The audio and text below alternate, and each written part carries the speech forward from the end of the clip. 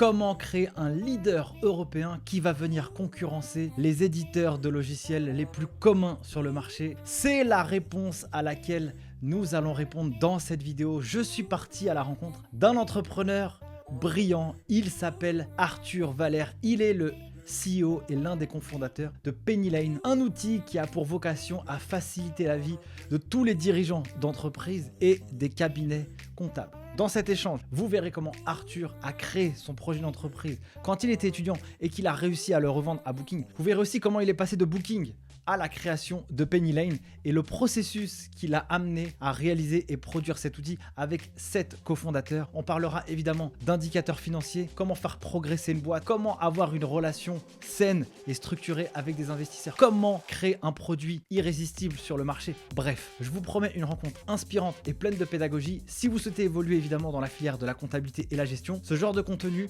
doit éveiller vos consciences sur la manière dans laquelle vous allez devoir piloter votre profil personnel pour vous adapter à ce qui existe sur le marché. Si vous êtes adepte de la version audio, eh bien vous avez le podcast en description de la vidéo. Si vous avez des questions, n'hésitez pas à me le faire savoir dans les commentaires. Et moi, je n'ai qu'une seule chose à vous dire. Prenez place, bonne écoute et c'est parti!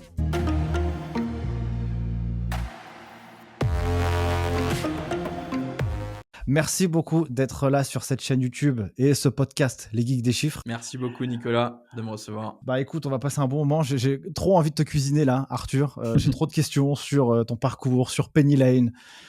Bah, qu'est-ce que vous faites là dans cet univers de la compta? Mais il y a une question que par laquelle j'ai envie de commencer. Qu'est-ce que tu es venu faire dans cette industrie?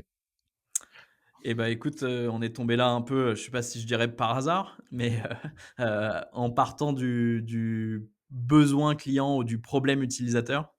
Donc nous, on a monté une première boîte avec mes cofondateurs. Vous êtes Qui est combien là? On est 7 cofondateurs. Ok. Et du coup, on était 6 dans la première boîte. Tu en as 4 des 6 qui sont repartis ensemble, plus Thierry qui était un de nos premiers salariés.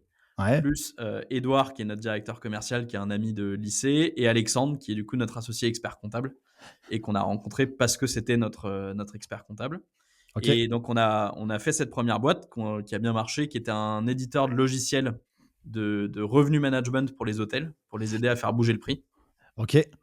Et qu'on a vendu à Booking.com en 2015. On a fait 3 ans là-bas. Et après, on s'est dit qu'on avait envie de remonter une boîte ensemble. Et on s'était fixé 3 critères. Le premier critère, c'était un gros marché. Ok. Le deuxième critère, c'était un marché où on pensait que la tech était l'élément différenciateur principal, parce qu'on estime que c'est ce qu'on sait faire vraiment. Et troisièmement, idéalement, un marché de remplacement, donc où les gens, ils ont déjà un outil, c'est plus une question s'il faut payer ou pas. Ils payent déjà pour quelque chose, mais il faut venir faire mieux que ce qu'ils ont déjà. Et c'était en fait notre frustration principale avec notre première boîte. Hyper C'est intéressant. que la plupart des hôtels qu'on allait voir, ils nous disaient « Ah, votre outil, il est génial, mais moi, je fais mon pricing sur Excel et c'est gratuit. Du coup, je vais rester parce que c'est gratuit. » Ok. Et on cherchait un marché où, idéalement, les gens, ils payent déjà. Alors, ça vient forcément avec son lot de challenge, hein, parce que tu dois remplacer un outil. Bien sûr. Mais au moins, tu élimines ce risque que les gens soient juste pas prêts à payer pour l'outil que tu développes, quoi. Ok. Et voilà. C'est comme ça on a testé plein d'idées. Donc, je sais pas, on a dû réfléchir et pencher sur, je sais pas, une quinzaine, vingtaine d'idées. Et il y a quand même un sujet qui revenait tout le temps dans la bouche des TPE, PME autour de nous, des dirigeants, qui nous disaient il y a un truc à faire sur la compta et le pilotage financier. D'accord. Et au début, on fuyait un peu le sujet, surtout parce que ça nous paraissait super vaste et aussi super vague. Quand les gens te disent j'ai un problème avec la compta et le pilotage financier, c'est Tu m'étonnes. énorme, quoi. Et à un moment, on s'est dit bon, ça revient quand même super souvent, il faut qu'on aille creuser. Et donc, c'est à ce moment-là qu'on a fait beaucoup de recherches utilisateurs. Moi, j'ai interviewé à peu près 120 dirigeants, dirigeantes de TPE, PME, start-up, Ok. vraiment en mode sociologique, quoi. Je n'étais pas là pour leur vendre quelque chose, j'étais là pour juste leur demander comment tu fais ta gestion, comment tu fais ta compta, comment tu as choisi ton expert comptable, combien ça te coûte, qu'est-ce qui marche bien, qu'est-ce qu'on peut améliorer, etc. Et en fait, c'est là qu'on a eu un peu un déclic, c'est qu'on s'est rendu compte que tous les gens nous disaient la même chose. Et à chaque fois, c'était « je suis fan de mon expert comptable ». En gros, c'est pas lui ou elle le problème.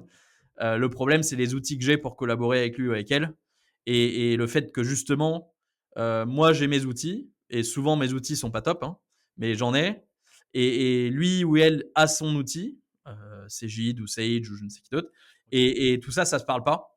Et donc, aujourd'hui, je viens lui déposer des documents. Puis après, c'est une boîte noire. Et puis après, c'est des échanges de mails avec des Excel attachés. Mais c'est pas le. Enfin, du coup, les gens, ce qu'ils nous ont dit comme problème, c'était je perds du temps parce qu'il y a du travail que moi je fais que j'ai l'impression qu'il ou elle refait de son côté. Et la collaboration, elle n'est pas fluide. Les gens aujourd'hui, ils ont l'habitude d'utiliser je sais pas, des chats, des Slack, des je ne sais quoi d'autre. Bah là, non, c'est le mail avec le fichier Excel avec les pièces jointes manquantes et tout.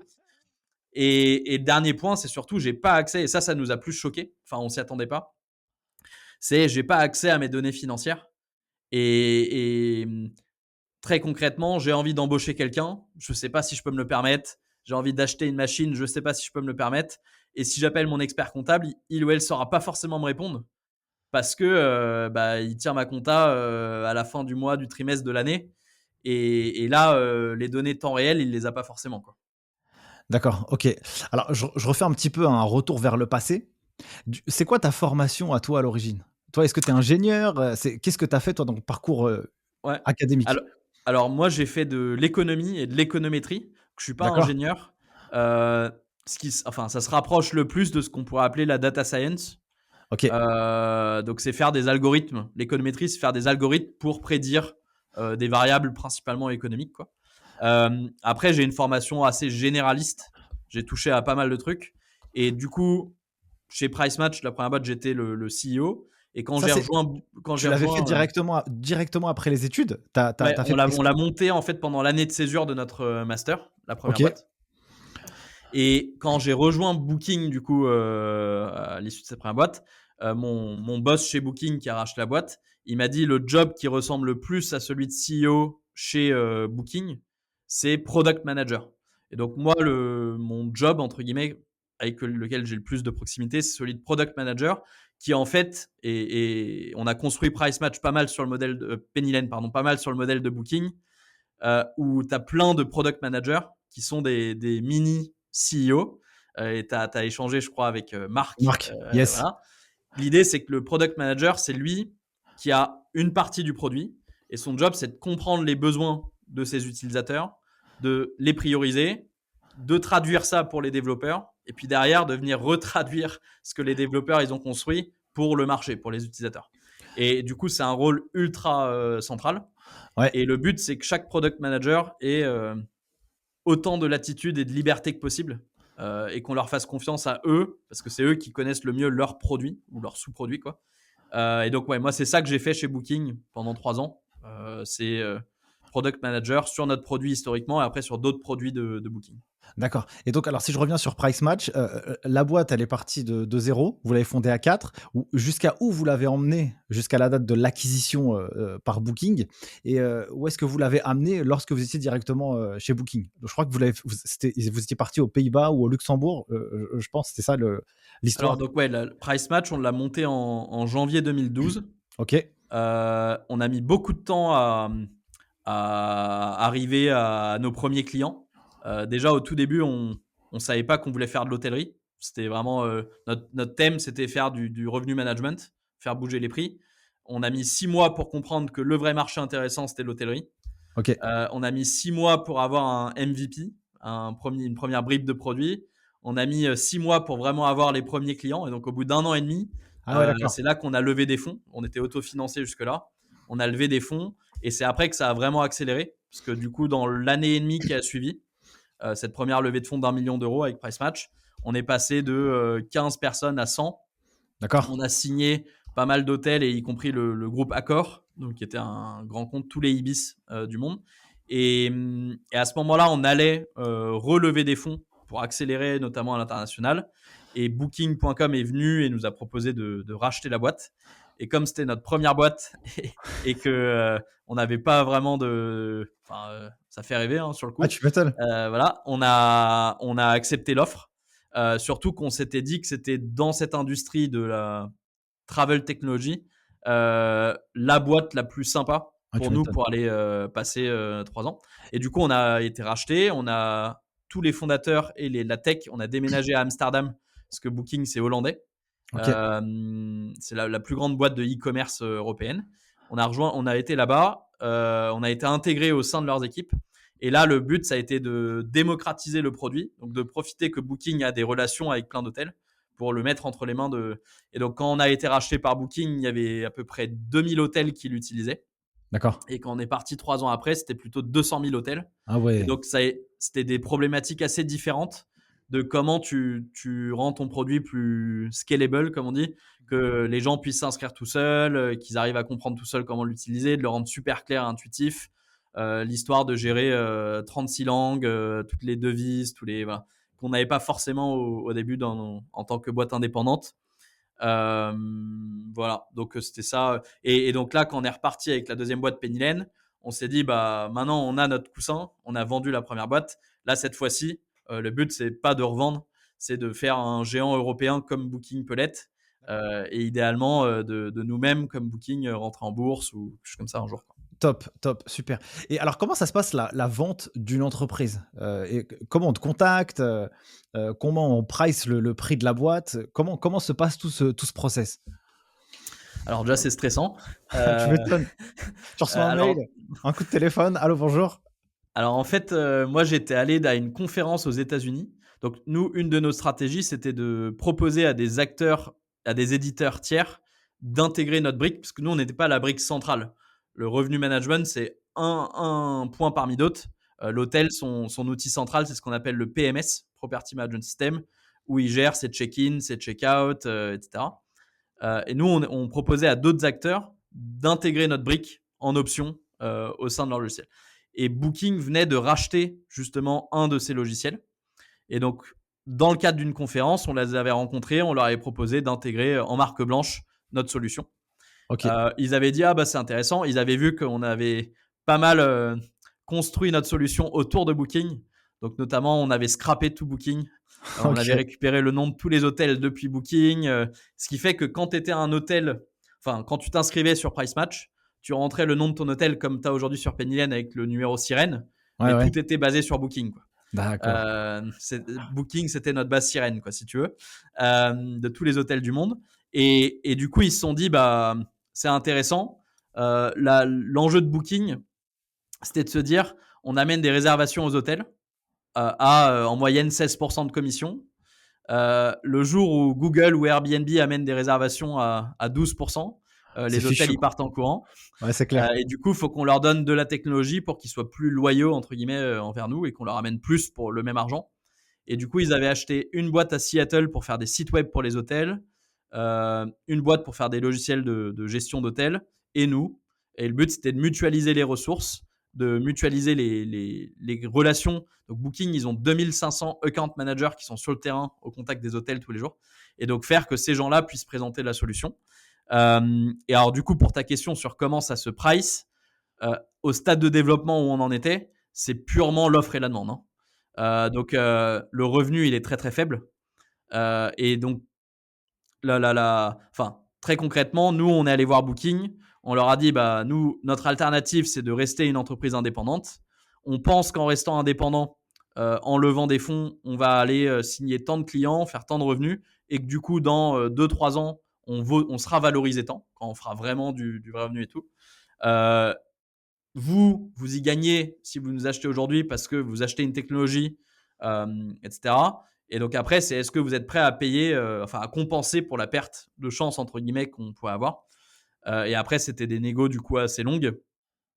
Alors le bon côté, c'est que nous, on était une boîte encore relativement jeune, qui avait levé relativement peu de fonds. Du coup, il n'y avait pas trop d'investisseurs financiers à rémunérer. Euh, et puis eux, c'est une grosse boîte, hein.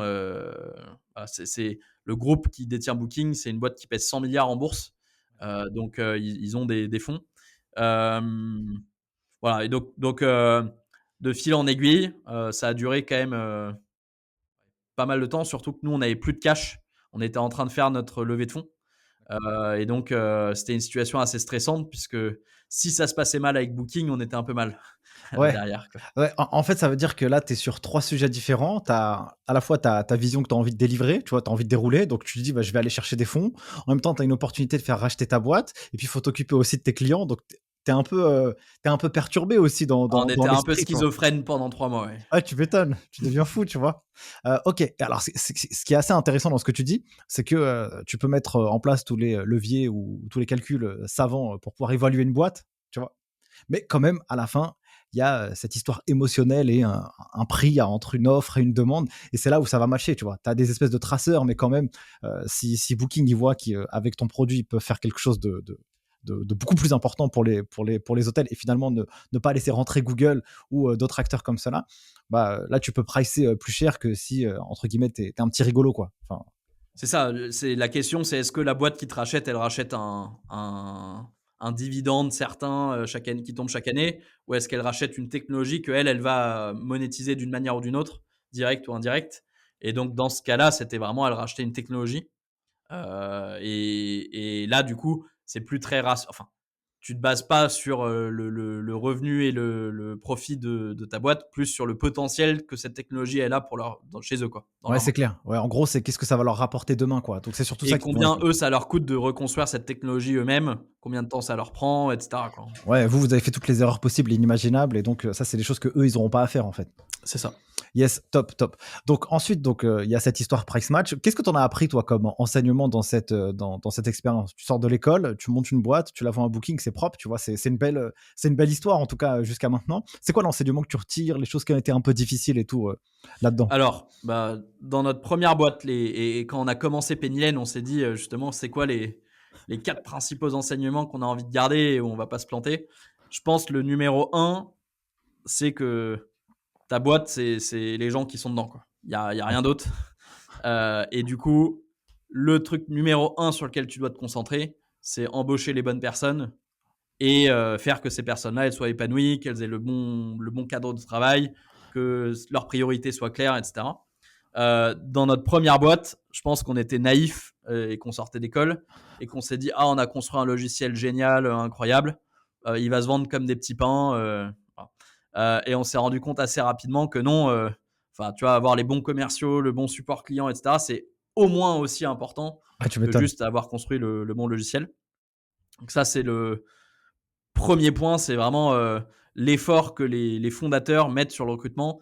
Et je pense que tous les gens qui travaillent aujourd'hui chez Penny Lane ont eu des entretiens avec au moins un des fondateurs. Et tu as un certain nombre d'entretiens pour être sûr que les gens qu'on embauche matchent bien avec notre culture.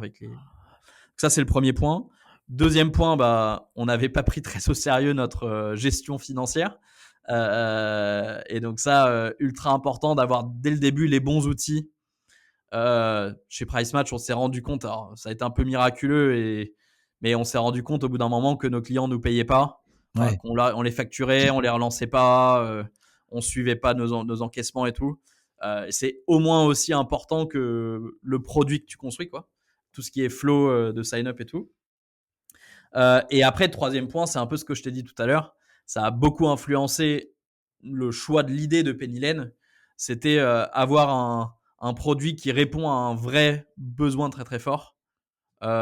Et penser d'abord au problème et à l'utilisateur avant de penser à toi, ta solution. Et je pense qu'il y a beaucoup de boîtes, et c'est normal, enfin, et quand tu arrives et tu dis, ah, j'ai une super idée, puis après, tu vas essayer d'aller te prouver à toi-même que oui, cette idée, cette solution, elle répond à un problème, alors qu'il faut partir de l'autre côté. C'est pas facile, Ouais, c'est parce que clair. trouver des vrais problèmes, c'est pas, et où il n'y a pas déjà une solution et tout, c'est pas simple. Mais il faut vraiment, je pense, prendre les choses dans cet ordre-là. Et donc, quand on a testé là, nos 20 idées, il y en a plein, on se disait, ah, c'est une idée super. Mais en fait, tu fais de la recherche et tu vois que ce problème-là, bah, en fait, c'est juste ton problème à toi, mais il ne concerne pas tant de gens que ça. Ou alors que la solution à laquelle tu penses, elle n'est pas perçue comme viable par les utilisateurs ou qui ne sont pas prêts à payer pour. Et donc, il faut vraiment valider dans l'ordre. Est-ce que je réponds à un vrai problème? Est-ce que ma solution, c'est une bonne solution? Et est-ce que les gens sont prêts à payer pour, quoi? Et donc, ça, je pense que c'est, ouais, nos principaux enseignements qui font aussi qu'on a été plus vite en faisant moins d'erreurs jusque-là sur le lancement de Penny Lane par rapport à Price Match, quoi. Trop bien, trop bien. Et ça qui est intéressant dans ce que tu as dit, c'est que là, tu as fait vraiment un audit où, enfin, en gros, tu es parti interviewer, je sais pas, 100, 120 personnes, c'est ce que tu disais au début de l'échange. Donc, c'est pas rien. Et là, tu es parti vraiment dans la psychologie et le quotidien des gens, quoi. Comment ils gèrent leurs finances le dimanche, comment ça se passe, c'est quoi les typologies de questions que tu as pu leur poser à ces entrepreneurs? Bah, vraiment, à chaque fois, j'essaie de d'abord comprendre leur business, Ouais, pour aussi les mettre en confiance et les faire parler et voilà. Et après de comprendre, bah, comment ils faisaient leur gestion. Alors déjà comprendre quel rôle ils jouaient dans l'entreprise, parce qu'il ok, y a des boîtes où j'ai interviewé le dirigeant ou la dirigeante, d'autres où c'était, un CFO, une CFO, d'accord. d'autres où c'était, responsable administratif financier, et du coup d'essayer de comprendre un peu leur rôle. Ensuite de comprendre souvent comment ils avaient choisi leur expert comptable. Et là, ce que j'ai entendu, c'est dans 90% des cas, bouche à oreille. Ouais, d'accord. Combien ils payaient, ce qu'ils cherchaient. Et à chaque fois, ce que j'ai entendu, c'était je cherche pas à économiser. Enfin, pour moi, le critère numéro un quand je choisis un expert comptable, c'est est-ce que c'est une sorte d'assurance déjà que j'achète. Ouais, J'ai pas envie d'avoir de soucis et une assurance pas chère, c'est pas une bonne assurance. ouais, c'est clair. Voilà. Euh, Côté humain, très important. Est-ce que je fit bien? Est-ce que la personne en face, elle comprend mon business? J'ai eu souvent des gens qui me racontaient des anecdotes, rien contre les experts comptables en question, mais qui me disaient bah, j'ai été voir un expert comptable et il connaît pas Stripe, ou si je fais du e-commerce, ou il connaît pas Shopify. Et donc là, tu te dis que la personne en face va pas comprendre ton business parce qu'elle et souvent c'est bête, hein, mais c'est juste si la personne connaît pas tes outils, tu te dis bah elle va pas comprendre mon business model ou voilà. Euh, et après d'essayer de comprendre ouais, justement les frustrations. Et là, souvent, faut poser des questions qui sont pas biaisées, euh, pour essayer de bien comprendre plus d'abord descriptif, à quoi Mm. ressemble ton quotidien, comment tu envoies tes documents, à quelle fréquence vous parlez, etc. Pour arriver à vraiment ce que les gens identifient quelle peut être leur frustration, quoi. Euh, Hyper intéressant, hyper intéressant. Parce que et ça. alors, ouais, peut-être juste pour Ouais, compléter, dis-moi. dans ma recherche, un truc qui, moi, m'a marqué pas mal et qui a été très déterminant pour le positionnement marché de Penny Lane, c'est qu'à l'époque, alors sans vouloir taper sur les copains, mais à l'époque, il y avait déjà pas mal Payfit qui était installé. Yes. Et notamment, j'ai pas mal d'entreprises qui m'ont dit ne faites pas le Payfit de la compta, dans le sens où un peu on a été leurré. On s'est dit que la paye c'était un truc chiant et qu'on pouvait le faire nous-mêmes. Et en fait, on se rend compte que c'est tellement complexe qu'on n'a pas envie. En vrai, tu as envie d'avoir un expert qui est là pour répondre à tes questions. Tu as envie de dormir sur tes deux oreilles. Et puis en plus, tu te rends. Et alors, dans la compta, encore plus que la paye, tu as du conseil encore plus fort, je pense, sur la compta que sur la paye. Parce que c'est pas juste la compta, c'est en fait le pilotage. Est-ce que j'achète ou je loue mon local? Comment je fais Exactement. pour anticiper je sais pas, la session, etc. Donc, les gens me disaient tous, j'ai pas envie de me passer de mon expert comptable. Le vrai enjeu, c'est vraiment juste de bosser plus intelligemment avec lui ou avec elle et faire que lui ou elle se libère du temps pour passer justement plus de temps quali avec moi à me faire du conseil, quoi. Ouais, mais de toute façon, c'est hyper vertueux. Enfin, moi, tu vois, je connais bien les chiffres, hein. Moi, j'ai fait la filière de l'expertise, mais je suis un très, très, très mauvais élève pour donner mes papiers, quoi. Donc, effectivement, si tu as juste un outil qui te permet de pouvoir transmettre ça et de laisser à quelqu'un la possibilité de faire le job, et toi, il puisse travailler ce sur quoi il doit vraiment travailler, t'apporter de la valeur, quoi. Tu vois, comme tu l'as dit, comment tu anticipes la session, même, j'ai vu dans ta compta que tu n'as même pas l'assurance civile professionnelle, tu vois. Fais gaffe, mon gars. Et tu sais, c'est des tout petits conseils tout bêtes, mais qui peuvent limiter le risque, tu vois. Donc là, je comprends exactement tout ce que tu dis, donc c'est vraiment top. Ok, bah, du coup, je vais pas te laisser tranquille avec Penny Lane, alors. Ok, génial. Donc, Penny Lane, ça a été créé en janvier ou avril 2020, c'est bien ça? Janvier 2020, et puis on s'est lancé officiellement dans les médias quoi en mai 2020. D'accord. Donc là, ça fait 2 ans, un peu moins. C'est Donc, ça. qu'est-ce que vous avez accompli depuis cette période? C'est quoi? Qu'est-ce que vous faites aujourd'hui? C'est quoi l'outil actuel? Et si tu peux me faire un petit peu une rétrospective de ces 2 années, du coup. Bah, du coup, quand on s'est lancé, un peu dans le mode que je t'ai dit, on s'est dit c'est quoi la première hypothèse clé qu'on doit valider ou invalider. Et on s'est dit la première hypothèse, enfin, si la réponse c'est non, on arrête tout de suite en fait, quoi. Ouais. La première hypothèse, c'est les TPE, PME, elles sont demandeuses de notre hypothèse de la plateforme plus l'humain, quoi. Elles Ok. sont prêtes à payer pour ça. Et du coup, on s'est dit, comment on fait pour tester cette hypothèse? Le meilleur moyen, c'est de proposer ce service-là, expert comptable plus plateforme, à des TPE, PME. Et on s'est dit, bah, en plus, ce qui est cool, enfin, le problème, c'est que tu peux pas aller mettre entre les mains d'un cabinet d'experts comptables un produit, un squelette de produit, pas du tout testé. Et donc, on s'est dit, pourquoi on lancerait pas nous-mêmes au début une sorte de labo de cabinet. Comme ça, d'une part, on valide que oui, les TPE, PME, elles sont prêtes à payer pour cette proposition de valeur grâce à ma plateforme avec un comptable qui fait le boulot pour toi, bah, tu gagnes du temps, tu collabores plus facilement et tu accèdes à tes données financières, qu'elles soient prêtes à payer pour ça. Et deuxièmement, on s'est dit d'avoir des comptables assis à côté des développeurs et des product managers chez nous, ça nous fera gagner du temps dans la compréhension du besoin utilisateur. On itérera plus rapidement pour construire notre outil de production comptable. Et donc, entre mai et décembre 2020, ça a été la première étape. On a opéré notre cabinet lab. On a signé à peu près 700 dossiers euh, avec un panier moyen élevé. Donc, vraiment en allant voir les dirigeants d'entreprise en leur disant ça te coûte la même chose que ton expert comptable actuel, voire plus cher, mais t'en tires plus de valeur. Ok. Donc, on a signé ces 700 clients. Ce qui était important pour nous à noter, c'était que des demandes entrantes. Donc, on n'a pas été démarché des TPE, PME. C'est des gens qui avaient vraiment le besoin parce que c'est eux-mêmes qui faisaient l'effort de venir sur notre site et de remplir un formulaire et de dire je veux en savoir plus.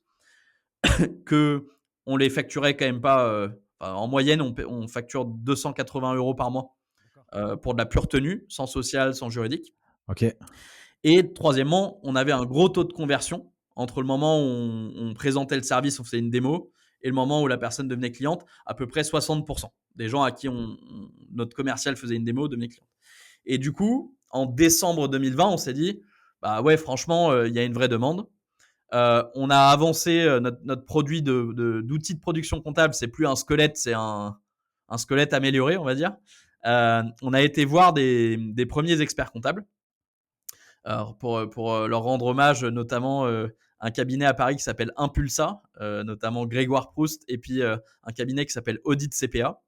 On a été les voir un peu par hasard parce que typiquement Marc, il bossait chez Audit CPA et du coup, il nous a fait l'intro. Impulsa, je sais plus trop comment, on a été mis en contact, je pense, par des clients. Ok. Et donc, on leur a fait des démos. On leur a dit, on sait que c'est pas encore niveau CJ des Sage, désolé, mais voilà ce qu'on a. Ils nous ont dit, effectivement, désolé les gars, c'est pas encore CJ ou Sage. Vous avez encore un peu de chemin, mais vous avancez vite et c'est assez bien pour qu'on puisse mettre des premiers dossiers pour tester.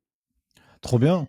Et du coup, en janvier 2021, donc il y a exactement un an, pour la première fois, tu es une TPE, PME, tu peux devenir client de Penny Lane sans que Penny Lane soit ton expert comptable, mais dans notre modèle actuel définitif, qui est qu'on équipe toi et un cabinet de la solution, avec pour changement majeur comparé aux solutions autres, que tu as une seule solution, donc une seule base de données entre toi et ton cabinet, avec par contre une vue adaptée aux besoins de chacun.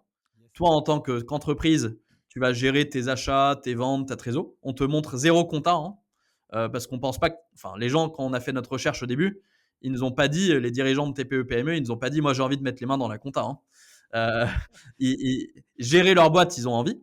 Et encore, certains, ils ont même pas envie, mais la plupart, ils sont quand même contents de pouvoir voir où ils en sont, de leur rentabilité et tout. Et par contre, c'est sous le capot. Quand le dirigeant il fait du boulot, ça bosse pour son expert comptable et vice versa. Les cabinets, on leur a dit, on sait qu'on n'est pas encore prêt par rapport à CJD Sage. Notre but, c'est d'être ISO en termes de fonctionnalité d'ici la fin de l'année 2021. D'ici là, faites-nous vos retours, on va co-construire l'outil avec vous. Et puis, si vous êtes à l'aise, vous rajoutez des dossiers, etc. Du coup, l'hypothèse principale suivante à valider, c'est on arrive à convaincre les cabinets qu'ils ont tout intérêt à mettre leur dossier sur Penny Lane parce qu'eux-mêmes vont y gagner. Et du coup, Alors déjà, tu peux te poser la question, qu'est-ce qui fait qu'un cabinet, il voudrait mettre ses dossiers Mais sur, c'est sur clair, Pennylen? mais c'est clair parce que là, tu vas sur une profession qui est, alors, moi je les kiffe les experts comptables, hein, mais globalement c'est culturellement, on est ancré sur des habitudes, tu vois? On peut pas déroger aux outils, traditionnels qui existent, sur le marché, comme tu as pu les citer. Qu'est-ce qui a fait que vous avez réussi à les convaincre? Alors, j'ai une petite brique de réponse quand même, enfin que j'ai trouvé intéressante, c'est que déjà tu as dit, on n'est pas les meilleurs. Par contre, on va le devenir, tu vois? Et si vous nous accompagnez, on va faire quelque chose qui tient la route. Du coup, comment tu as fait pour les convaincre? Mmh. Alors, je pense que notamment les premiers, hein, qui nous ont adoptés, ce qu'ils ont acheté, c'est vraiment la vision de l'entreprise. Ouais, c'est clair. Et notre vision, c'est que ce qui intéresse un cabinet d'expertise comptable, au final, il y a pas grand-chose. C'est être plus productif. Parce qu'au final, ta productivité, c'est ce qui va driver ta marge à la fin du mois. Enfin, on pense qu'il y a 3 choses qui intéressent un cabinet. C'est la productivité et donc sa marge, la satisfaction collaborateur et la satisfaction client. C'est les 3 choses qui, d'après nous, intéressent un cabinet. Et on pense que le premier, donc la productivité et la marge, est peut-être le truc numéro 1. On trouve que l'exemple de Silae est assez parlant, Oui, où en gros, ils ont mis du temps à construire le bon produit qui rendait un collaborateur plus productif qu'avec Quadrapay ou je ne sais quelle solution ils avaient avant. Le moment où Silae a franchi cette barre, bah après, c'est venu très vite, quoi. Tous les cabinets s'y sont mis parce que bah, c'est évident. Tu es sur un produit où tu ne peux pas mentir à tes utilisateurs. mmh, Tes utilisateurs, ils utilisent ton produit 8-9 heures par jour. À la fin de la journée, soit ils ont gagné du temps, soit ils n'en ont pas gagné. C'est binaire, quoi. ouais, c'est clair. Et donc, nous, on pense que le gain de productivité, puisque c'est le cœur du sujet, du cabinet de demain, il ne vient pas de reconstruire Cégide dans le cloud. On ne pense pas que tu as un gain de productivité incroyable parce que tu passes du on-premise vers le cloud. En vrai, si ça se trouve, le on-premise, il te rend même plus productif parce que tu peux faire des solutions non pas web, mais desktop avec plein de fenêtres et ça se trouve, ça, tu le perds. Pour nous, le vrai gain de productivité du cabinet de demain, il vient du fait que toi et ton client, vous êtes sur la même solution et que du coup, ton client, sans s'en rendre compte, il va bosser pour toi. Et c'est important qu'il s'en rende pas compte, sinon il viendrait renégocier les honoraires. Et donc, la vraie innovation que Pennylen apporte sur le marché, c'est le fait que ton client, quand il va gérer ses achats, ses ventes, etc., sans s'en rendre compte, et parce que lui-même, ça lui bénéficie, il va faire une partie du boulot. Donc, je prends l'exemple typique du restaurateur.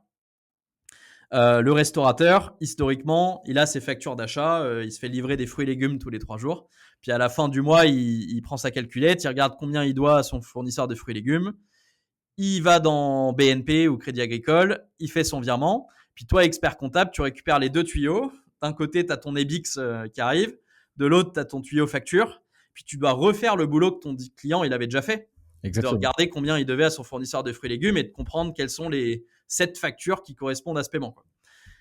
Il y a une révolution qui arrive dans le monde de la fintech. C'est ce qu'on appelle embedded finance. C'est le fait que historiquement, ton client dirigeant, il faisait à un endroit sa gestion et à un autre ses paiements. Tu as 2 changements. D'une part, la Commission européenne qui a forcé les banques à ouvrir leurs API. Mmh. Et d'autre part, l'émergence d'un nouveau type d'acteurs qui sont ce qu'on appelle des banking as a service, qui font que demain, ton client, il va faire au même endroit sa gestion et ses paiements. Et donc, si je reprends l'exemple du restaurateur, si demain, il prend en photo ou il scanne ses factures, il les met dans Pennylen, nous, on lui rajoute un petit bouton payer maintenant en un clic. Et bah, lui, ça lui fait gagner du temps, qu'il a tout intérêt à le faire. C'est pas juste une boîte à chaussures numérique où il Tu dépose ces m'étonnes. factures-là juste pour te faire plaisir à toi, expert comptable. Non, il le fait parce que lui, il paye ses 20 factures d'un coup, là. Et en fait, sans s'en rendre compte, bah, il a fait le lettrage pour toi. Parce que nous, on initie les paiements pour les 20 factures. Et du coup, à la source, on vient rapprocher les factures et les paiements. Tu as la même logique sur les encaissements. Si tu utilises notre outil de facturation, bah, on va envoyer un mail avec un lien de paiement à ton client. Et du coup, bah, quand lui, ton client va payer, sans qu'il s'en rende compte, bah, ça vient lettrer l'encaissement avec la facture de vente. Tu as de plus en plus de cabinets qui utilisent notre outil de facturation pour leur propre facturation parce que tu crées un abonnement et puis Pennylen va facturer, envoyer la facture, prélever en SEPA et lettrer automatiquement. Mais toute la différence, c'est qu'on vient initier le paiement sur la base de la facture. Et que du coup, à la source, on vient rapprocher. Et ça, c'est le truc qui prend le plus de temps et qui est le plus dur à automatiser en compta. Et ça vient non pas d'une innovation côté cabinet, du coup, mais du fait que ton client fait ce boulot en faisant sa gestion pour toi. Et donc, ça, c'est le premier point. Le deuxième point, c'est tout ce qui est API, de récupérer des flux de façon plus automatisée pour éviter aux collaborateurs de devoir importer à la main des données à gauche, à droite, sachant que ces imports, ils ont tendance à se multiplier. Il y a encore quelques années, la compta d'un resto, c'était simple. Tu allais dans sa caisse et puis ses ventes, c'était sa caisse. Ses achats, c'était sa boîte à chaussures. Aujourd'hui, un resto, alors peut-être pas partout, mais un resto à Paris, tu as sa caisse, tu as ses commissions qui sont dans Uber Eats et dans Deliveroo qui ne redescendent pas dans sa caisse. Et si tu veux la bonne TVA, bah, tu as intérêt à y aller. Il a 30 moyens d'encaissement, il fait peut-être à emporter. Donc, tous les business, la digitalisation ne veut pas forcément dire simplification d'un point de vue flux, quoi. Et donc, nous, on vient se connecter avec toutes ces sources de données. Typiquement, on se connecte avec Silae sur la paye, mais avec Conto sur la banque, avec Shopify pour les e-commerçants, avec l'addition ou Tiller System pour les caisses, avec Uber Eats. Et donc, on vient récupérer ces données. D'un côté, le dirigeant, il est content parce qu'il a ses données en temps réel dans la plateforme. Ça fait que c'est un cercle vertueux parce qu'il va venir se connecter plus souvent pour vérifier ses chiffres, etc. Et que du coup, il va payer ses factures plus. Et de l'autre côté, l'expert comptable est très content parce qu'il n'a plus à importer à la main et qu'il y a des écritures qui se passent toutes seules, quoi. Donc, c'est cette vision-là qui a été vendue au cabinet qui a fait que les premiers, ils se sont mis dessus. Après, il en reste pas moins que depuis le début, notre discours, ça a été de dire, certes, c'est sympa d'avoir des API et là, tu peux pas faire l'impasse sur un truc qui est que les outils existants du marché, ils ont beau être vieux, ils ont énormément de fonctionnalités qui rendent un collaborateur et une collaboratrice extrêmement productifs. Et donc, si tu veux qu'un jour un cabinet il bascule chez toi, il n'y a pas de magie, il faut refaire les mêmes fonctionnalités. Et à la limite, il faut copier les mêmes fonctionnalités parce que personne s'en plaint, hein. Le module pour faire ta révision et ta liasse sur Quadra, tout le monde l'aime bien. Ton module des IMO, tout le monde l'aime bien. Donc, il ne faut pas chercher à réinventer la roue sur ce qui existe. Au contraire, il ne faut pas que les collaborateurs ils aient à réapprendre un nouvel outil. Donc, à la limite, il faut avoir les mêmes raccourcis clavier, etc. Et là où on va vraiment se différencier, c'est en amont, capter de la donnée de façon plus automatisée et faire que le dirigeant fasse une partie du boulot pour toi. Et donc, les cabinets, ils nous ont fait confiance sur notre capacité à rattraper au fur et à mesure toutes les fonctionnalités existantes. Et donc, je reviens sur mon point de départ qui était notre hypothèse, c'était la capacité à faire basculer des cabinets. Et donc, la manière dont nous, on mesure ça, c'est quelle est la part de nos nouveaux clients à nous qui viennent d'un côté en direct, donc des TPE, PME qui ont entendu parler de nous, versus la part de nos nouveaux clients qui viennent via les experts comptables, nos partenaires, qui eux-mêmes trouvent de la valeur à basculer leur dossier d'un outil historique vers nous.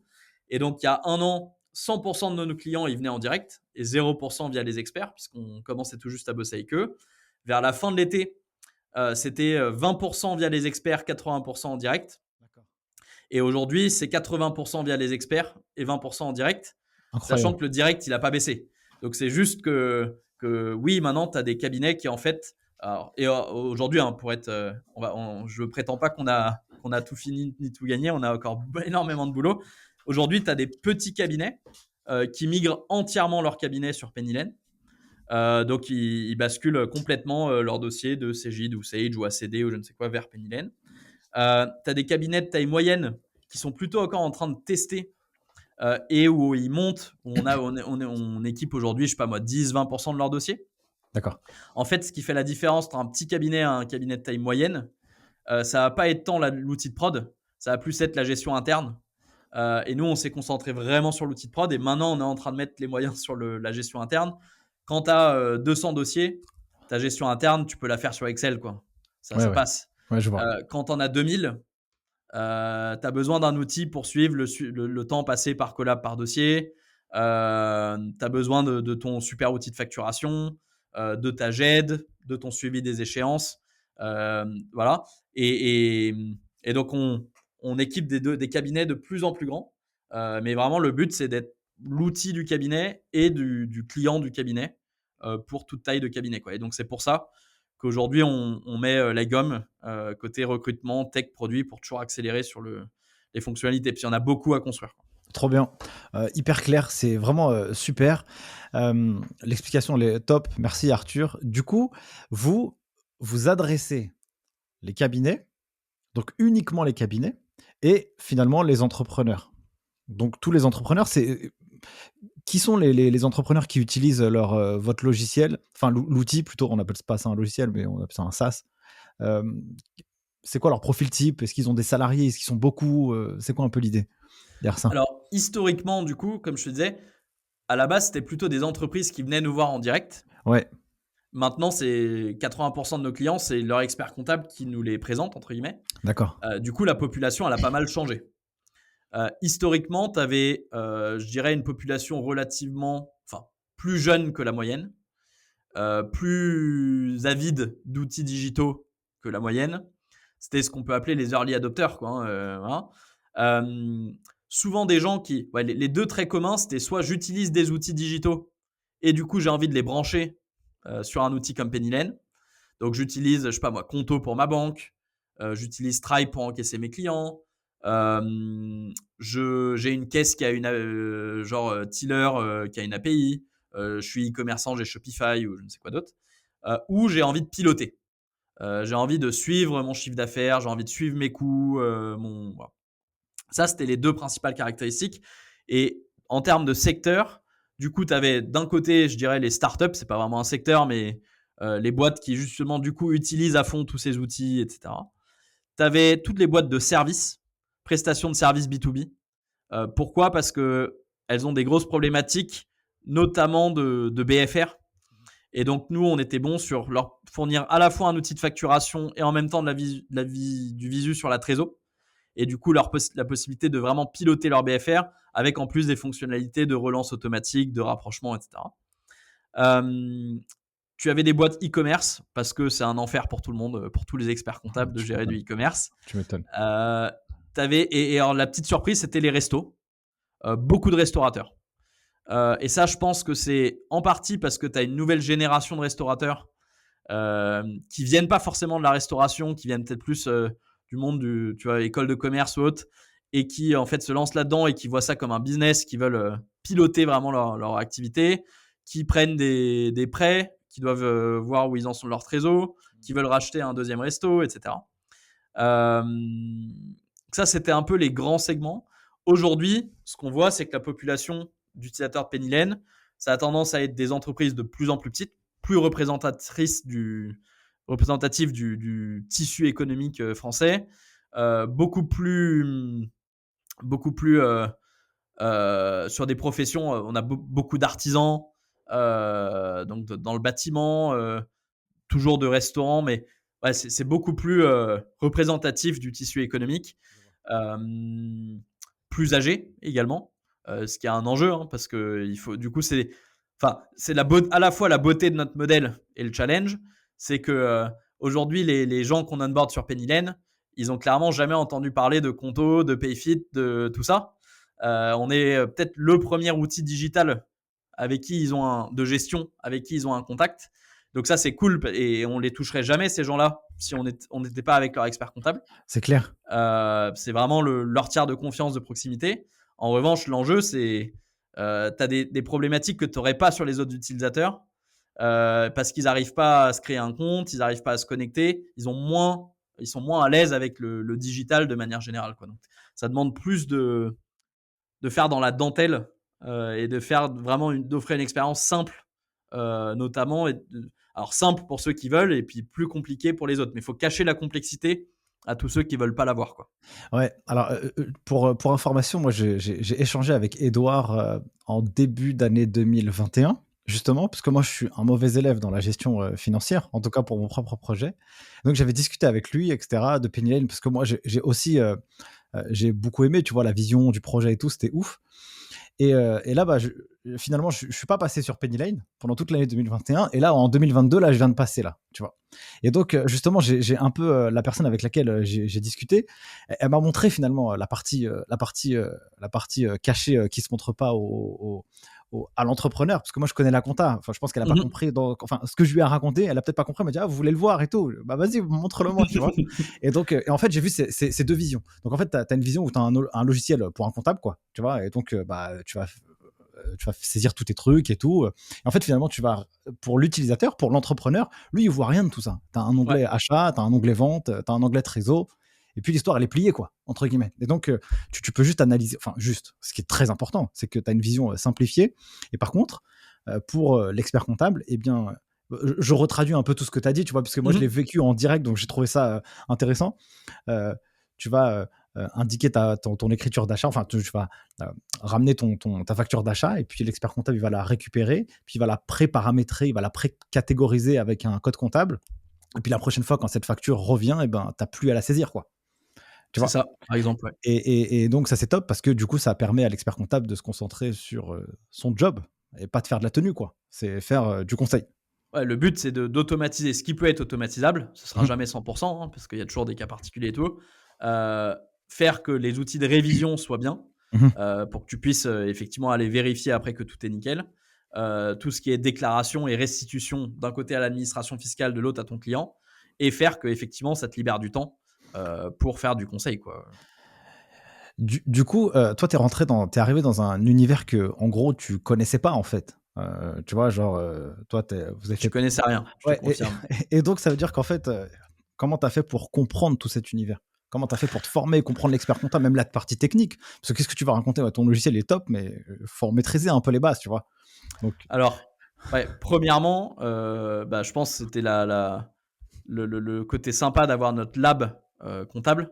C'est que bah, du coup, j'ai pu faire moi-même, en fait, être moi-même utilisateur du logiciel. mhm, Et aujourd'hui, tous nos, notamment product managers, ingénieurs, etc., ils sont en binôme avec des comptables qui sont notre équipe Partner Success qui aide les cabinets. Et ils ont quelques dossiers tests où du coup, on leur apprend à faire la tenue pour qu'ils comprennent ce que c'est. Et donc, moi, j'ai saisi des factures, j'ai passé des écritures, etc. trop bien. Et donc, je comprends la douleur qu'il y a en face, quoi. Ça, c'est le premier point. Et aujourd'hui, alors, il y a le côté la comprendre et le vivre nous-mêmes. Il y a aussi le côté juste avoir des retours en flux continu de retour de nos utilisateurs. Et ça, c'est le plus important parce que certes, nous, on pense un truc, mais c'est peut-être pas ce que nos utilisateurs y pensent. Et donc ça, c'est juste la culture qu'on a créée dans Penny Lane de dire le roi, c'est l'utilisateur. Il faut Mhm, toujours l'écouter. C'est lui qui a toujours raison. Et comment on ramène le retour utilisateur au centre et que tout le monde y a accès. Donc aujourd'hui, c'est notamment, bah, on utilise Intercom, qui est un outil à la fois de chat client, mais aussi d'enquête satisfaction. Et ces enquêtes satisfaction, elles remontent en temps réel dans Slack, où on a un canal qui s'appelle Intercom retour client. Et dès qu'un client laisse une note avec un retour, toute la boîte y a accès. Et tu vois que s'il y a une mauvaise note, tout le monde direct va essayer de se plier en quatre pour comprendre ce qui n'a pas marché, là où on peut s'améliorer et tout. Donc ça, c'est d'accord. le truc numéro un. C'est, encore une fois, c'est vraiment au cœur de la culture. C'est comment on fait que tout le monde ici soit là pour résoudre des vrais problèmes pour des vrais gens et pas pour utiliser la dernière techno à la mode. Et voilà. Euh, sur, euh, sur se former, du coup, je pense que le fait d'avoir des comptables chez nous, ça a beaucoup aidé. Après, ça a aussi pu avoir c'est un peu à double tranchant, parce qu'on a aussi embauché des comptables euh, jeunes qui étaient avides de techno, etc., qui, pour certains sujets, je pense que c'était pas forcément représentatif Je vois. de tous les comptables. Et donc, il y a parfois des décisions qu'on a pu prendre sur le produit qui, à mon avis, on n'aurait pas prises si on n'avait pas eu le cabinet, ou parfois on a eu tort de prendre ces décisions, quoi. Donc c'est pour ça, c'est important d'avoir aussi un panel représentatif. Euh, mais ouais, donc du coup, c'est surtout et après c'est en échangeant. Et c'est vraiment le job de product manager. Et je sais que souvent on a la question des cabinets avec qui on parle qui nous disent mais les gens enfin le product, c'est qui le grand architecte? Parce que j'ai l'impression que souvent c'est un peu ça dans les autres outils. C'est quelqu'un qui arrive et qui connaît à fond la compta et qui dit bah voilà, moi j'ai décidé que le meilleur logiciel il ressemble à ça et puis on va faire ça, quoi. Ouais, je vois. Euh, et donc, nous, on n'a pas du tout cette approche-là. Et alors, les gens, parfois, ça leur fait peur, hein, parce qu'on leur dit, celui qui construit enfin, Charlotte, qui est celle qui construit ton outil de révision, elle connaît rien. Enfin, à la base, elle connaît rien à la compta, quoi. Et il y a encore 2 ans, elle travaillait chez Criteo dans la pub. Et par contre, Charlotte, elle connaissait rien à la pub non plus. Et Grégoire, qui vient de Doctolib, il connaissait rien au docteur. Et Ouais, pourtant, ouais. Doctolib, ils ont construit un outil pas mal pour les docteurs. Et donc, par contre, ils viennent avec les outils et les méthodes. Et ils n'ont pas d'autre choix que d'aller écouter leurs utilisateurs parce que justement, ils y connaissent rien. Et donc, je pense que c'est ça la force. Alors, tu as forcément une courbe d'apprentissage pour rentrer dans le métier et comprendre, Mhm. mais tu n'as pas d'autre choix. Tu peux pas dire, bah, moi, je comprends mieux que mes clients ce que je dois construire. Non, tu dois aller parler au cabinet. Et typiquement, ils vont, et je remercie beaucoup les cabinets qui jouent le jeu là-dessus, mais chaque mois, nos product managers, ils vont s'immerger dans les cabinets partenaires avec qui on bosse. Et ils vont concrètement passer la journée assis à côté d'un ou d'une collab. Et ils vont noter sur leur petit carnet, là, elle a perdu 10 minutes parce qu'elle ne trouvait pas le bouton D'accord. déclaré. Là, et donc, c'est d'un côté, tu as une courbe d'apprentissage, mais tu as cette humilité, comme tu ne connais pas, bah, tu vas écouter au moins vraiment ce que tes clients ils ont à te dire pour vraiment leur faire gagner du temps et vraiment aller là où eux, ils ont des problèmes plutôt que ce que toi, tu penses sont des problèmes, quoi. Ok, Et je pense très que c'est clair. ce que Silae a fait très bien. En tout cas, c'est les retours que j'ai. Que notamment, donc c'est la famille, notamment je crois Jean-Claude Bagou, Ouais. le fondateur. Il a vraiment très bien fait ça, d'être super à l'écoute des utilisateurs avec des premiers bêta-testeurs et tout. Et donc, on essaie de reproduire ça, quoi. Top. Du coup, là, vous êtes combien chez Penny Lane aujourd'hui? Alors, on a un peu plus de 150 personnes. Ok. Pour te faire un peu la cartographie de la population, tu as à peu près 2 tiers de ces gens-là qui sont des gens qui sont dans notre équipe tech et produit. Ok. Donc, c'est les gens qui construisent le logiciel, qui sont des product managers, des designers, des data scientists. Donc, à peu près entre 100 et 120 personnes dans cette grande équipe tech. L'idée, c'est que cette équipe-là, elle monte de 120 à 300 en fin d'année. C'est le gros des troupes. Et aujourd'hui, on a, pour donner une idée, 10 recruteurs tech. Donc, le seul job est de recruter des techs. Ok. Voilà, ils sont en CDI chez nous. Et on recrute des techs, c'est une de nos particularités, partout en Europe. Donc, notre équipe tech, depuis le premier jour, nos 2 cofondateurs tech qui vivent à Cherbourg et à Lyon. Du coup, depuis le premier jour, on s'est dit qu'on n'allait pas embaucher des gens à Paris et que du coup, tout le monde ils bossent tous de chez eux. Ok. Et donc, aujourd'hui, on a des gens dans 12 pays pour la tech. Et ça nous permet d'embaucher des gens expérimentés qui connaissent nos langages de programmation. En France, le pool de talent est trop petit. Et donc, le fait d'élargir, ça nous permet de continuer de grossir l'équipe sans baisser la barre en termes de niveau. D'accord. Et ensuite, tu as d'autres équipes. Tu as l'équipe sales, marketing. Tu as une grosse équipe support client et support cabinet. Support client, c'est pour aider la TPE, PME à prendre en main l'outil, à répondre à ces questions. J'ai perdu mon mot de passe, j'arrive pas à faire un devis. Voilà. Que le temps que le cabinet il gagne en prod, il ne perde pas à faire du support IT. Et tu as surtout l'équipe support cabinet qui joue un rôle clé, qui est l'équipe, c'est tous des anciens comptables de formation qui ont pour la plupart utilisé Penny Lane eux-mêmes en tant qu'outil de prod et qui aujourd'hui aident les collabs des cabinets partenaires qu'on équipe à prendre en main et à faire le grand saut de leur outil de prod historique vers Penny Lane, qui répondent au chat dès qu'il y a une question, etc. Après, tu as les équipes support, finance, RH, etc., qui sont relativement petites. Voilà. Mais le très très gros des troupes, c'est effectivement tech produit. Voilà. Ok. Et comment cette équipe qui est en charge d'accompagner finalement les cabinets, où ce sont tous des comptables de formation à la base, comment vous les avez recrutés? Sur quels critères?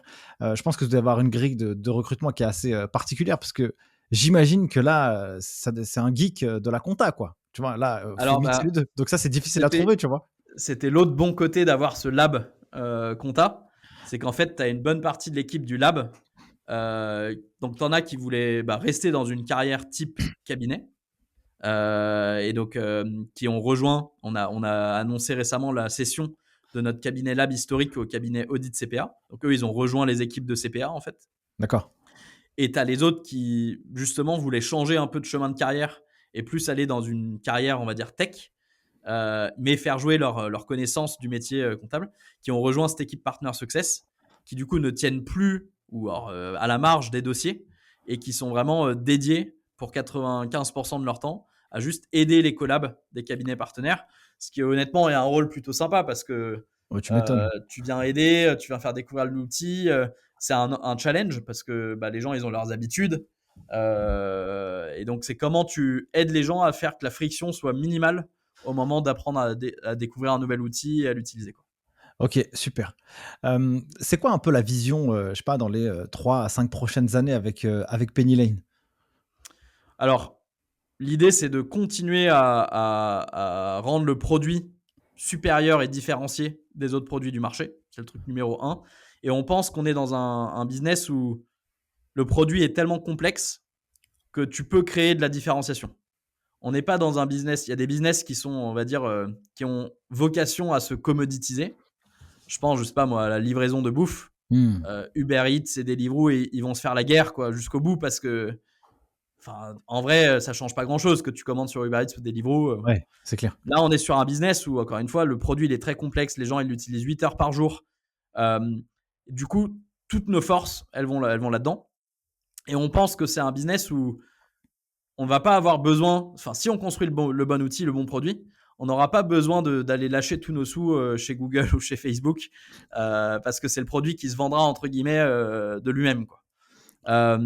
Et donc l'enjeu principal, c'est d'accompagner de plus en plus de cabinets de toute taille, petits, moyens ou gros, sur l'outil, d'aller activer les clients des cabinets, parce que c'est pas tout. Il faut encore que le maximum de dossiers du cabinet se connectent vraiment au quotidien. Aujourd'hui, tu as 40% des utilisateurs côté entreprise Mmh. qui sont ce qu'on appelle weekly active, donc qui se connectent au moins une fois par semaine. Non, pardon, 60%, je dis de la bêtise, 60% et 40% tous les jours. D'accord. Et donc, le but, c'est d'augmenter ça, faire que les gens ils aient de plus en plus de raisons de se connecter pour, encore une fois, bosser pour leur cabinet sans s'en rendre compte. Tu as un gros enjeu demain. Alors ça, c'est un des sujets auxquels on va s'attaquer en 2022 et puis sur les années à venir.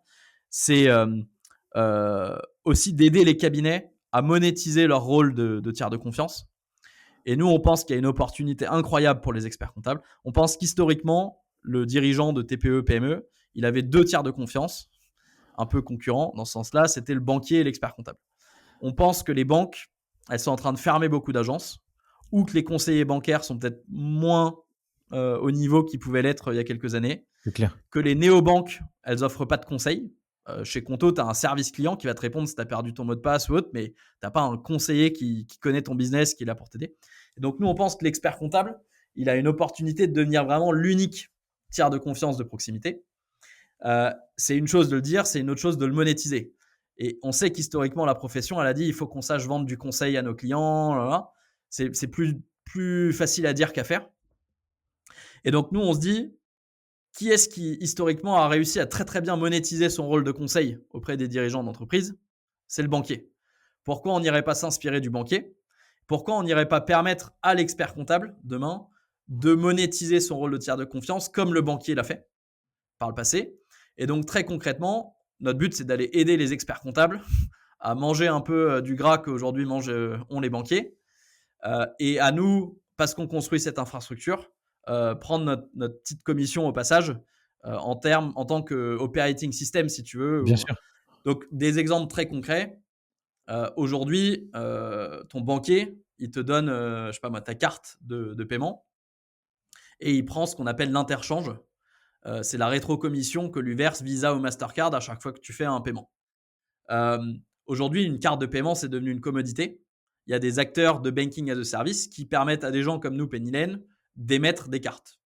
Et donc, nous, on va voir un cabinet. On lui dit, cabinet, en vrai, tu as la relation de confiance avec ton client. Pourquoi ton client, il n'aurait pas une carte avec le logo de ton cabinet plutôt qu'une carte BNP Paribas? Et pourquoi ce serait pas toi qui, juste, à chaque fois que ton client ait fait une dépense, tu toucherais une petite rétrocommission de Visa Mastercard? En quoi tu es moins légitime que BNP Paribas pour toucher cette rétrocommission, quoi. Et donc, ça, c'est c'est un truc sur lequel on va construire. On ne sait pas encore comment ça marchera parce que là, il y a de la déontologie, Ouais. c'est une zone grise. Mais très concrètement, l'idée, c'est d'aider demain l'expert comptable à se rémunérer notamment sur les flux et que du coup, tu n'es pas à vendre forcément une mission de prestation de conseil, mais que juste le réflexe de ton client quand il a un souci, c'est de t'appeler et que toi, tu sois neutre. Tu sois pas aussi en train de pousser telle assurance ou telle mutuelle parce que c'est celle où tu as négocié un accord, quoi.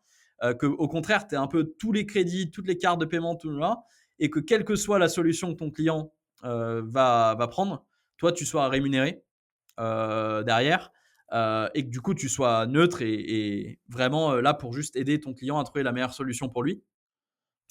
Donc ça, c'est un des trucs dans notre vision sur lequel on va travailler. Et donc demain, là, j'ai parlé des cartes, mais demain, ça peut être le crédit, le financement. En vrai, nous, on peut te mettre une alerte et te dire attention, ton client, dans 3 mois, il a plus de trésor. Appelle-le pour voir avec lui ce qui peut être fait en termes de financement. Ça peut être de la facturage, ça peut être une ligne de crédit, ça peut être... et l'idée, c'est que demain, le client il puisse consommer ses services financiers au sein de la plateforme, là où ça fait sens. Si tu émets tes factures depuis Pennylen, nous, il faudrait qu'on te mette un petit bouton envoyer au facteur à côté de ta facture. Si tu as une facture d'achat à payer, que tu as un petit bouton obtenir un financement pour payer cette facture d'achat. Plutôt que tu aies à aller à un autre endroit, envoyer des documents, Tu etc. m'étonnes. Donc ça, c'est un des étages de la fusée. Tu as un autre étage qui va être, et encore une fois, c'est pas décidé aujourd'hui, mais une autre option de développement qui va être l'expansion européenne. Parce qu'en fait, le marché de la compta, il est structuré de la même façon en France, en Allemagne, en Espagne, en Italie, au Benelux. Tu as un CGIT dans chaque pays, si je dois résumer ça un peu comme ça. Euh, et ouais, bah, c'est un peu les deux grands axes. Donc notre but, c'est vraiment d'équiper de plus en plus d'experts comptables, de dirigeants, d'aider les experts comptables à avoir des revenus additionnels, indolores entre guillemets pour leurs clients, parce que c'est des trucs qui payent déjà indirectement, et éventuellement se lancer dans des nouveaux pays, quoi. Ok, très clair, super. Quand je t'écoute, j'ai l'impression que l'obsession numéro un chez vous, c'est le produit. D'ailleurs, effectivement, si 2 tiers des effectifs, c'est que des techs, vous êtes enfin, c'est une obsession et moi, je trouve ça trop bien. Comment toi, t'es perçu dans la profession? Comment t'es perçu dans cet univers? Comment Penny Lane est vu? Moi, j'ai fait un petit sondage la dernière fois sur Instagram, donc je te donnerai un peu le retour auprès de la communauté, les geeks des chiffres, pour savoir s'ils connaissaient Penny Lane, tu vois. Et je sais pas, donc c'est 2% des répondants. Donc je sais pas, il doit y avoir peut-être 600 personnes qui ont répondu, je pense. Et je trouvais ça intéressant parce que moi, je pense que dans cet univers, en tout cas, les gens qui bossent dans la compta, ils doivent absolument avoir ce genre de culture, alors que ce soit avec Penny Lane ou avec d'autres outils qui peuvent exister, hein, tu vois. Parce que je pense qu'ils n'existeront plus, ce genre de profils, qui n'ont pas cette curiosité de ce qui se passe sur le marché dans cette industrie. Du coup, toi, comment toi t'es perçu là-dedans? Comme un casseur, comme un révolutionnaire, comme quelqu'un qui apporte des solutions? Alors, il y a des gens qui nous ont présenté comme ça, et je pense que c'est notamment vendeurs pour des articles ou voilà. Alors nous, surtout depuis le début, on veut tout sauf être perçus comme des casseurs, parce que notre business marche uniquement si les experts comptables euh, ont leurs intérêts alignés avec les nôtres et vont pousser leurs solutions. En gros, nous, on est un produit mass market avec un prix moyen très très bas, très démocratique, quoi. Si le seul moyen de grossir et d'être rentable, c'est que les experts comptables en masse basculent leur dossier, quoi. Voilà. Donc par exemple, on a fait très attention quand on avait notre cabinet lab à ne jamais casser les prix, euh, à toujours être très prudent sur la communication, etc. Donc ça, c'est le premier point, on n'est pas casseur. On pense, donc on est là pour aider les experts comptables, et c'est que comme ça que nous, on gagnera notre vie, entre guillemets. Euh, de manière générale, alors il y a eu des incompréhensions autour du fait qu'on est un cabinet.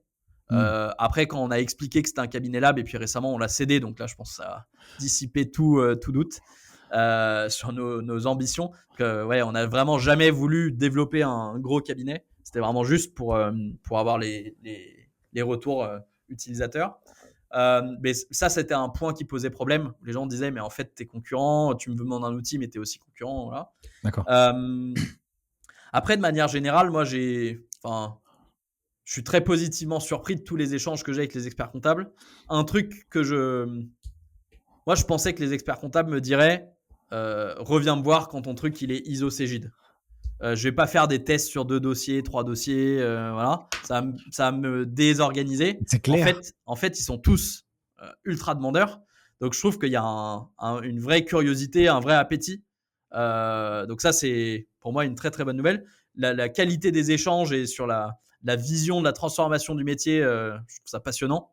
Et je pense que les experts comptables, il y a un vrai enjeu de comment derrière tu diffuses ça au sein du cabinet. Donc, et pour nous, en tant qu'éditeur, c'est un truc très compliqué. Parce que souvent, en fait, celui qui décide de tiens, on va tester Pennylen, c'est le patron. Hein. Mais en vrai, c'est pas lui qui va l'utiliser et qui va mettre les mains dans le cambouis. Donc, tu as un vrai enjeu de comment tu t'assures que les collaborateurs, les collaboratrices, ils comprennent eux aussi le gain et le bénéfice pour eux-mêmes d'utiliser Pennylen, qui va être de gagner du temps, qui va être de passer plus de temps à faire du conseil, etc. Est-ce que le gain de productivité, ça va être plus de salaire à la fin pour eux? Je ne sais pas. Mais c'est pas garanti, tu vois. Donc ça, c'est très, très, très, très important. Et donc, nous, il faut vraiment qu'on s'adresse aux deux populations, à la fois l'expert comptable et à la fois les collabs. Et c'est ce que Silae, notamment, a réussi à bien faire, c'est que chacun y gagne. Hein. Et aujourd'hui, on entend beaucoup de cabinets qui nous disent, quand je veux embaucher un gestionnaire de paye, la personne, elle vient à l'entretien, elle dit, est-ce que vous utilisez Silae? Si je réponds non, il part passer un entretien ailleurs, quoi. Ouais, c'est clair. Notre but, c'est que demain, Pennylen soit pareil, tu vois. D'accord. Tu veux embaucher un collab, il vient, il dit, est-ce que tu utilises Pennylen? Non. Salut. Donc, c'est un peu le rêve ultime. Hein, voilà. Donc, je dirais que dans la profession, en tout cas, on a des bonnes relations avec les cabinets. On a un truc aussi, et je pense qui plaît, c'est qu'on leur amène du business.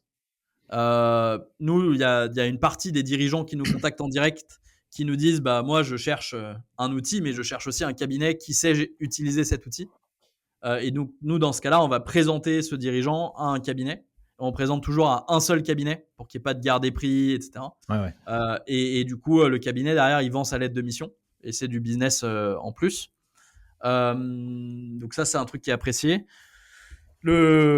Après, tu as dans la profession, je pense, t'as toujours des craintes, hein, comme dans toute profession. Hein. Je pense que tu as un sujet qui est tout ce qui est Facturix, etc. Comment ça va marcher. Tu as un sujet qui est l'ordre des experts comptables qui a quand même fait pas mal de bruit sur le fait on va regagner notre souveraineté, on monte notre fonds d'investissement Dracaris qui va investir dans des solutions par des experts comptables pour des experts comptables, qui fait forcément de la pub gratuite. Alors, nous, pour le coup, on avait contacté le président Canesi en lui disant que s'il voulait, il pouvait aussi mettre un ticket dans Pennylen et on n'avait jamais eu de réponse. Mais donc, jusque-là, c'est resté lettre morte. Je dirais que les cabinets, face à ça, les cabinets comprennent quand même que c'est leur outil cœur métier et que ce qui compte, c'est est-ce qu'on va être productif ou pas, quoi. Est-ce que nos clients vont être contents? Est-ce que nos collabs vont être contents? Ouais, c'est clair. Ça n'a pas vraiment eu. Alors, ça a fait beaucoup de buzz pour les citer, hein, pour MyUnisoft. C'est clairement l'outil où le plus, quand les gens nous disent je veux regarder Pennylen, ils nous disent ouais, c'est quoi votre différence par rapport à MyUnisoft et tout. Mais in fine, les gens, la vérité, c'est quand même le produit, quoi. Ouais, c'est clair. Et les gens, ils testent et voilà. Quoi d'autre sur nos relations avec la profession? Ouais, non. Après, notre but, c'est vraiment d'être à l'écoute pour comprendre quels sont les enjeux, les besoins. Et donc, on fait beaucoup d'événements. On a aussi compris, je pense, que c'est une profession assez locale. Donc là, de plus en plus, on s'implante en région. On a des commerciaux ou des partners success qui vivent sur place pour pouvoir aller rendre visite au cabinet utilisateur, parce qu'on pense quand même que notamment sur tout ce qui est formation des collabs, ça a un impact énorme si tu as une vraie formation en physique plutôt que le Zoom. Ouais, ouais, c'est clair. Voilà. Tu m'étonnes. Donc, ouais, je sais pas si tu OK. as des questions plus Non, non, non, spécifiques non, non, sur. pas non, non, par non, non, c'est parfait parce qu'après, forcément, quand tu es quelque chose d'un peu nouveau, ça peut susciter des interrogations, tu vois? Mais, enfin, moi, je pense que c'est un outil, hyper nécessaire. Dès lors que ça apporte de la valeur à des gens, et ben, il faut pas se gêner, quoi. Tant que ça fait de mal à personne, tu vois ce que je veux dire? Il y a aucun problème, tu vois? C'était plutôt comme ça que je le voyais. OK, super mon cher Arthur. Du coup, toi, tu es CEO. Hem Quels sont les KPIs que tu analyses, chez Penny Lane? Comment tu fais progresser, toi, ta boîte à ton échelle? Alors, on bosse avec un framework qui s'appelle les OKR, donc Objective and Key Results, qu'on avait chez Booking. Le but, c'est de définir un nombre restreint d'objectifs, très clairs, très transparents et très facilement quantifiables et mesurables, pour que nos équipes, et on opère dans une organisation très décentralisée. Donc le but, c'est que chaque personne chez Penny Lane puisse se dire comment moi, à mon échelle, je vais décider de ce sur quoi je vais bosser aujourd'hui ou cette semaine. Parce que moi, personne sait mieux que cette personne quel est le truc sur lequel elle va bosser qui va avoir le plus d'impact sur la boîte. Par contre, c'est important que la stratégie, les objectifs de la boîte soient ultra transparents, ultra clairs et que du coup, chacun puisse comprendre, quoi. Et donc, nos 3 objectifs, et qui n'ont pas vraiment bougé depuis le début de Penny Lane, les chiffres, les objectifs ont bougé, mais l'objectif en soi n'a pas changé. Le premier, c'est construire la meilleure équipe fintech en Europe. Et la manière dont on le mesure, c'est d'une part, est-ce qu'on arrive à suivre notre plan de recrutement, et deuxièmement, est-ce que nos salariés sont épanouis? Donc ça, on fait une enquête mensuelle de NPS des salariés. On leur dit, est-ce que tu es content de bosser chez Penny Lane? Est-ce que tu recommanderais Penny Lane, etc. Et après, on rentre plus dans le détail. Et donc, ça, c'est des chiffres que moi, je suis. Tu as un deuxième objectif qui est justement les cabinets adoptent Penny Lane, ils basculent des dossiers parce qu'ils sont contents, ils y voient de la valeur. Et donc là, le chiffre que moi je suis, c'est combien nos cabinets partenaires ils basculent de dossiers tous les jours. OK. Et aujourd'hui, pour te donner une échelle, nos cabinets partenaires ils basculent à peu près 100 nouveaux dossiers par jour en tout. D'accord. Et donc ça, c'est un chiffre qui a beaucoup grossi sur 2021 et que moi je suis vraiment de près. Et après, je regarde, une fois qu'ils ont basculé, la satisfaction. Et donc là, c'est les enquêtes de satisfaction qu'on fait tourner auprès des utilisateurs des cabinets. Et troisièmement, c'est les TPE, PME. Elles adorent Penny Lane comme outil. Et donc là, moi, je regarde 2 choses. C'est d'une part la part des TPE, PME qui prennent le plan premium, donc qui vont prendre un plan payant et combien de revenus ça nous ramène. Et deuxièmement, leur satisfaction et leur engagement de manière plus générale. Je parlais tout à l'heure de la fréquence de connexion et ce genre de choses. En se disant qu'une boîte qui paye pas, même si elle paye pas, si elle se connecte beaucoup, un jour ou l'autre, je pourrais la convaincre d'utiliser des fonctionnalités supplémentaires. Par contre, si elle se connecte pas du tout, là, j'ai vraiment aucune chance de lui proposer quoi que ce soit. OK, top. Vous avez fait 2 levées de fonds, enfin, si ma mémoire est bonne. Donc vous avez levé 4 millions d'euros au début de l'aventure. Ensuite, là, vous avez levé 30 millions il y a quelques mois de cela. C'est quoi la relation, entre vous et les investisseurs? C'est quoi les données, que vous devez leur transmettre, tous les mois, je suppose, ou tous les trimestres? Je sais pas comment vous organisez, mais raconte-moi un peu cet envers du décor. Alors, le principal, quand on a choisi nos investisseurs, pour nous, le plus important, c'était qu'ils soient alignés avec nous sur la vision et la stratégie et l'ambition de la boîte. Et donc, notamment, on leur a dit, ce qui compte le plus, c'est nos OKR, là. C'est est-ce que le produit qu'on est en train de construire, il répond aux besoins de nos utilisateurs. Et donc, un des trucs très importants, et notamment Sequoia, l'américain qui est rentré, euh, ils comprennent ça parce qu'ils ont investi avant dans des boîtes fintech, des plateformes fintech, qui au début ont eu des revenus assez bas parce que tu sais que tu construis un produit très complexe et tout ce qui compte, c'est le produit. Et puis il y a un moment où tout le monde se met à utiliser ton produit parce qu'il est super. Donc notamment, ils ont investi, c'est les plus gros actionnaires de Stripe, de Square aux États-Unis, de plateformes comme ça. Et donc, ça, c'est le critère numéro 1 pour nous. Et donc, on leur a bien dit avant qu'ils investissent, quand on se parle, demandez-nous des questions sur le produit, sur est-ce que les gens sont contents d'utiliser le produit, etc. Et donc ça, c'est le principal objet des discussions. Après, forcément, on leur envoie aussi du reporting financier sur combien on a d'utilisateurs, quel est notre chiffre d'affaires, etc. mais ils comprennent eux-mêmes que c'est secondaire. Tu as un des partenaires de Sequoia qui est à notre board, qui est un ancien senior product manager lui aussi de Revolut. C'est pareil, ils ont cette culture-là, ils comprennent ça. Donc ouais, très concrètement, on se réunit tous les 1 mois et demi avec eux. En vrai, on a une boucle WhatsApp où on échange super souvent également. On a également à notre board, donc à notre conseil d'administration, l'ancien numéro 2 de Intuit aux États-Unis, qui a été pendant 15 ans là-bas et qui était notamment directeur produit et qui, lui, va amener plus de l'expérience sur comment tu fais le pricing, quelles briques tu penses qu'il faut prioriser, etc. Et donc, c'est avec ces gens-là qu'on échange. Après, on est un nombre assez nombreux de cofondateurs. Et du coup, surtout, ils nous font confiance. Et s'ils ont investi, c'est pour ça, hein, avant tout. Donc, ils sont super réactifs quand nous, on a besoin d'eux. Mais ils ne sont pas en train de nous demander tous les jours des comptes et là où on en est, quoi. Ok, c'est super. Du coup, dans la relation, enfin, vous, dans le pilotage du business que vous avez aujourd'hui, on est plus, tu me diras si je me trompe, hein, mais vous êtes dans une boîte où la boîte, elle a 2 ans ou un peu moins de 2 ans. Vous êtes dans une phase où vous êtes vraiment en train de développer le produit. Est-ce que la rentabilité d'une boîte à ce niveau-là, ça devient secondaire par rapport à votre objectif de développement, ou c'est quand même quelque chose, soit tu te dis: «Vas-y, je m'en fous, c'est pas grave parce que c'est pas le sujet de maintenant». C'est quoi un peu ton approche par rapport à ça pour aussi expliquer aux gens, OK, je lève des fonds, donc je lève des fonds, mais est-ce que je gagne de l'argent? Et tu vois un peu l'idée? Alors, je pense qu'on a un truc un peu spécial dans notre marché. Et ça, après, chaque marché a ses caractéristiques, hein. Je pense que ce qui est spécial dans notre marché, c'est que, à mon avis, mais c'est un avis perso, hein, qui n'est pas forcément partagé par tout le monde, à mon avis, à la fin, il y aura un acteur très dominant. Tout simplement parce que comme on est dans un marché drivé par le produit, celui qui a le plus de clients, il va avoir le plus d'intégration avec le plus de logiciels de caisse, de resto, de coiffeur, de je ne sais quoi d'autre. Il va avoir le plus de productivité, etc.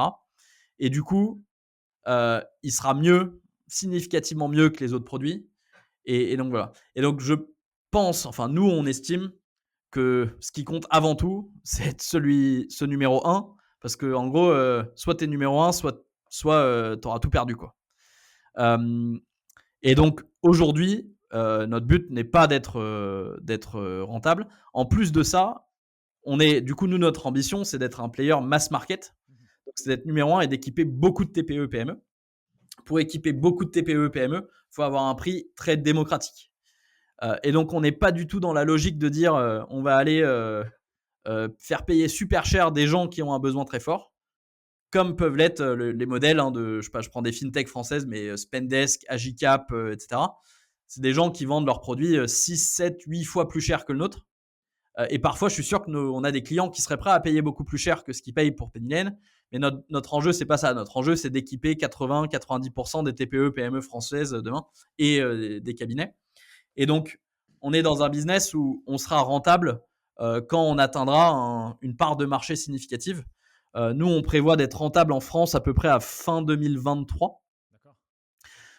Et à fin 2023, on ambitionne d'avoir à peu près 200 000 TPE, PME, donc 10% des TPE, PME françaises sur Penny Lane. Ok.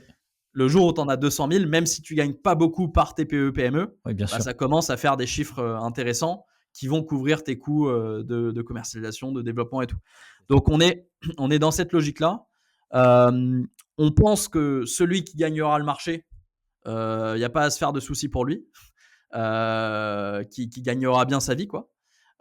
Et donc, parce qu'il équipera vraiment un grand nombre d'entreprises en France et puis, si on l'espère, demain en Europe. Et donc, ouais, aujourd'hui, on est dans une logique. Alors, on regarde quand même nos coûts et on ne peut pas se permettre de vendre nos produits à perte, hein. Oui, bien sûr. Donc, on regarde plus nos coûts marginaux. On regarde nos coûts d'acquisition. Jusque-là, la bonne nouvelle, c'est qu'on dépense très, très peu en marketing et en sales parce qu'on est sur un marché, justement, où c'est le produit qui se vend. Et t'es pas là pour. Enfin, ouais, c'est vraiment le produit qui doit se vendre tout seul, entre guillemets. Mais donc aujourd'hui, le gros de nos dépenses, c'est des dépenses tech, enfin de salaire de tech et de produits. Et on n'estime pas que, enfin, typiquement à la fin de l'année 2022 là, Notre but, c'est d'avoir 20-25 000 TPE, PME sur Penny Lane. On n'a pas besoin des 300 développeurs pour arriver à cet objectif-là. Les 300 développeurs qu'on embauche aujourd'hui, c'est pour préparer 2023, 2024, 2025. C'est des investissements. Et c'est faire que... Enfin, on se dit que tout euro qu'on dépense aujourd'hui en tech, c'est un euro qu'on n'aura pas à dépenser demain chez Google, quoi. Et donc, c'est un investissement qui vaut le coup. Donc, ouais, la rentabilité n'est pas le truc qu'on suit. On contrôle nos dépenses. Hein. On ne fait pas des folies. On n'est pas en train de faire... d'inviter tout le monde au resto et de faire la fête tout le temps. Mais très clairement, la priorité, c'est la satisfaction utilisateur et c'est de prendre des parts de marché, quoi. Ok, super, super. Entendu, Arthur. On arrive proche de la fin de cet échange. Je vais partir plutôt sur des questions éducationnelles, tu vois. Enfin, si toi, tu avais des choses à recommander, comment tu progresses, quelles sont les sources d'inspiration qui t'aident à être performant à la fois dans le secteur de la compta, de la finance, mais aussi plutôt de la partie personnelle, quoi. Si tu as des choses à recommander, des choses que tu pourrais partager. Alors moi, de manière générale, c'est échanger avec les gens. Ouais. Je pense qu'il faut jamais se dire soit que les gens vont pas être intéressés par votre question ou votre idée, soit se dire j'ai une super idée, il faut que je la garde secrète parce que sinon les gens vont me la piquer. Au final, l'idée, c'est un petit peu, mais le gros du travail, c'est l'exécution derrière. Et donc, surtout, aller vous confronter à la réalité et aller échanger avec d'autres acteurs. Ça, c'est un premier point. Alors, je ne suis pas un grand fan de lecture. Moi, je lis quand même beaucoup les articles les news. D'accord. Voilà. Je pense qu'il faut absolument écouter le podcast Le Geek des Chiffres. Ça, c'est passage obligé. Non, mais sinon, j'ai écouté quelques podcasts également. Lesquels, par exemple? Je sais pas si tu en as un à Alors, j'ai citer. écouté un peu Génération Do It Yourself. Pas Ah oui. tous, mais quelques voilà. Je trouve que c'est aussi intéressant de regarder des gens en dehors du business, genre des sportifs ou voir comment il y a des trucs qu'eux, ils ont appliqués dans leur carrière que tu peux éventuellement essayer de retranscrire ici. Et après, je reviendrai à ce que j'ai dit au tout début. Je pense que, notamment pour les gens qui sont entrepreneurs, qui nous écoutent, juste se concentrer sur les basiques qui sont les gens que tu embauches, avoir une stratégie très claire pour que tout le monde rame dans la même direction. Voilà, ce seraient mes grands conseils. Les grands enseignements. Ok, Voilà. super. Du coup, Arthur, si on veut te retrouver, on va où? Sur LinkedIn? Je pense que tu es pas mal actif quand même. Je vois souvent Ouais, des posts. LinkedIn, c'est le réseau que j'utilise le plus. Ok, Donc on peut m'écrire et j'essaie de répondre autant que possible à tout le monde. Et sinon, arthur@pennylane.tech. ok. Et s'il y a des gens qui veulent travailler chez Penny Lane, où est-ce qu'ils vont? Est-ce qu'il y a un endroit pour qu'ils puissent? Sur notre site, tu as une page carrière Ok, où tu as toutes les offres et où tu peux postuler. bon, super. Top. Merci beaucoup en tout cas, Arthur, pour cet échange. Et puis, je te dis à la prochaine. Merci Nicolas. Allez. Ciao.